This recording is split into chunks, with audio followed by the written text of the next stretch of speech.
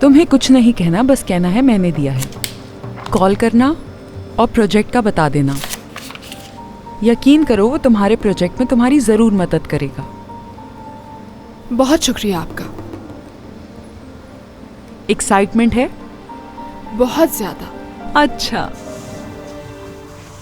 मेरा नाम ओजान है और तुम्हारा? शिजा। अच्छा लगा तुमसे मिलके। क्या स्कूल के बाद हम मिल सकते हैं? जरूर। तो क्या आज तुम मेरे साथ नहीं जाओगी? नहीं, मैं ओजान के साथ चली जाऊंगी।